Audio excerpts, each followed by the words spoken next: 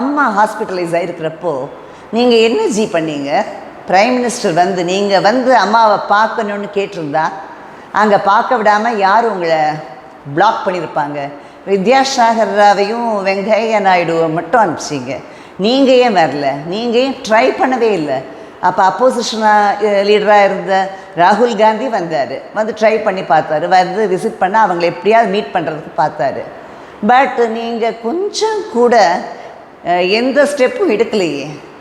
நீங்கள் அவங்கள வந்து இன்னும் உங்களோட டைரக்ட் சூப்பர்விஷன் சர்வேலன்ஸில் நீங்கள் ட்ரீட்மெண்ட் கொடுத்து அப்படியே அவங்க போயிருந்தா மேபி ஏடிஎம்கே கேடர்ஸ் எல்லாருமே இன்றைக்கி நீங்கள் சொல்கிற அந்த இதை ஏற்றுக்கிட்டு இருந்திருப்பாங்க. நான் எப்பவும் ஏற்றுக்க மாட்டேன், அது வேறு. நான் ஏடிஎம்கே கேடராக இருந்தால் கூட நான் ஏற்றுக்க மாட்டேன்.